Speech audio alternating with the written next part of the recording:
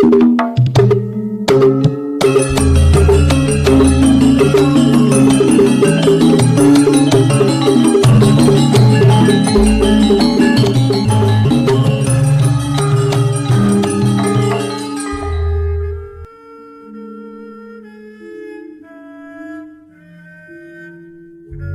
Ibu, para kadang kinasih simbah-simbah lan adik-adik, para rama suster bruder berkah dalem Gusti, sugeng rawuh wonten ing PDSK channel menika.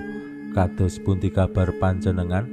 Mugi-mugi bagas kasarasan kesehatan kawilujengan tansah mengku kula panjenengan sami anggenipun nglampahi gesang ing dinten menika.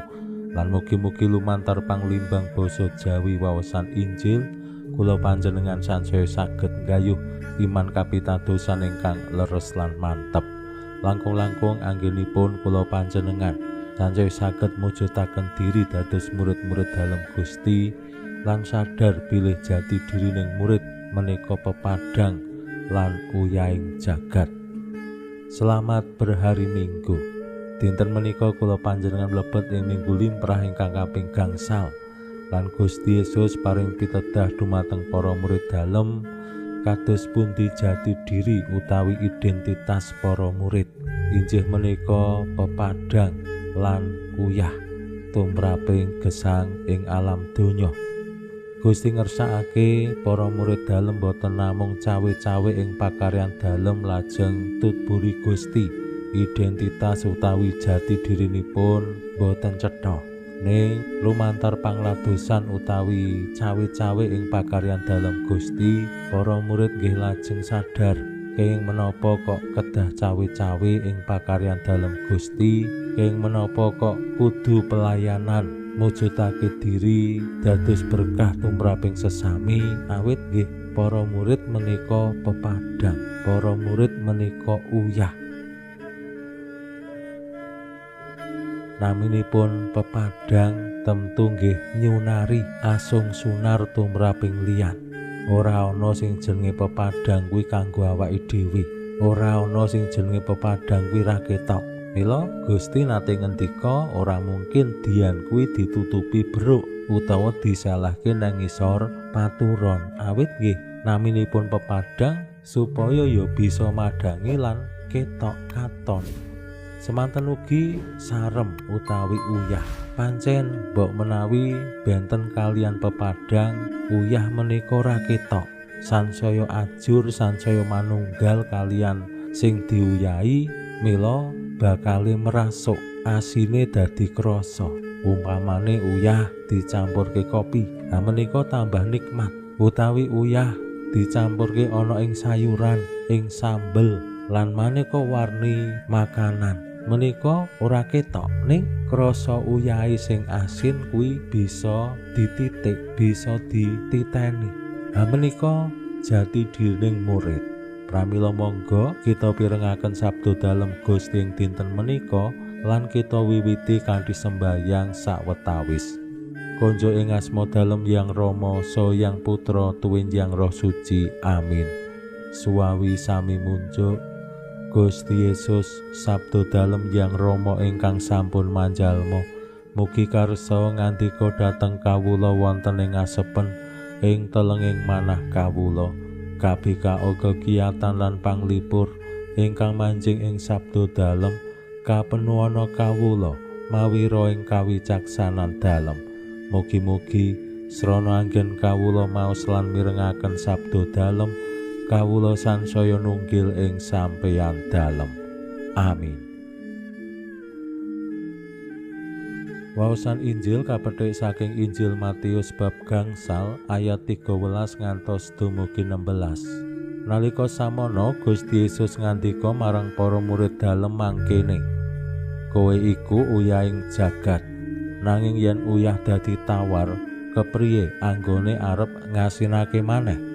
Wis ora ana gunane, luwih becik dibuang lan didak-idak wae. Kowe iku pepadanging jagat. Kutha ana ing pucuk gunung ora bakal kesilep.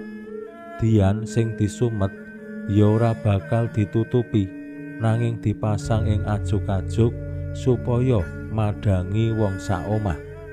Mangkono uga pepadangmu ya kareben madangi wong akeh supaya pagaweanmu kang becik diweruhi wong lan ramamu ing swarga diluhurake. Makaten sabda dalem Gusti. Suwawi sami munjuk Gusti, kawula munjuk sembah nuwun karana sabda dalem dadosa obor ingkang madangi margining gesang kawula. Katuntuna kawula sageta sabda dalem menika numusi manah ngantos tansah ngrembaka kangge nggayuh gesang ing swarga. Amin.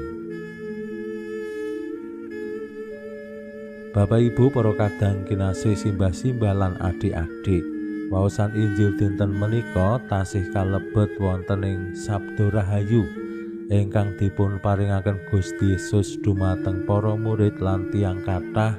Rikala Gusti Yesus bakal miwiti mbangun komunitas enggal, komunitas murid-murid dalem, komunitas sing penuh ing karahayon lan kados pundi nggayuh karahayon. Lan ugi komunitas sing misioner. Para murid boten namung dikersakake Gusti mbangun persekutuan paguyuban, ning ya paguyuban sing misioner sing wantun asung paseksen dadi pepadang, dadi uyah tumraping gesang pasrawungan. Mila kula panjenengan sami jejering paguyubaning umat mbuh kuwi ana ing brayat sing paling dasar lan paling cilik dhewe utawa ana ing lingkungan ing wilayah setasi paroki, kula panjenengan boten namung ditimbali Gusti lan dikersakake mbangun persekutuan urip sing guyub rukun penuh ing karahayon begja rahayu bungah, ning ya wantun asung paseksen. Awake dhewe sacara pribadi-pribadi menapa bebarengan ya kudu wani asung paseksen dadi pepadang tumraping gesang pasrawungan, dadi uyah sing wani ajur-ajur ora ketok ning bisa dirasake. Ampun ngantos awake dhewe malah dadi wong sing kosok balene, ora madangi malah metengi, ngalang-alangi wong, njrimpedi wong golek pepadang. Ora gelem ajur-ajir, ora gelem ora ketok utawa ora dipitung, pingine tetep ngarep dhewe, pingine tetep diakui wong, pingine tetep pinunjul ning mung jeneng tok. Le pelayanan pamriye supaya dikenal, supaya populer. Menika sanes dadi uyah. Mila bangun spirit utawi semangat pepadang lan uyah tentu betahaken manah sing andhap asor, manah sing estu rendah hati. Awit wonten ing pangladosan, wonten ing pelayanan menika awake dhewe melayani akeh banget umat. Wong kadangkala wonten ing griya jejering istri utawi suami ngladosi pasangan menika rasane kados pundi? Apa ya bungah terus, apa ya cocok terus, apa ya klop terus? Kula kinten nggih mboten. Kadangkala ya saling surup, kadangkala ya mangkel jengkel, kadangkala ya ora dadi atine. Saengga anggenipun ngladosi pasangan sok-sok ya ora ikhlas. Menika nembe ngladosi tiyang setunggal. Apa meneh wonten ing pelayanan pasamuan awake dhewe nglayani ngladeni wong sak paroki.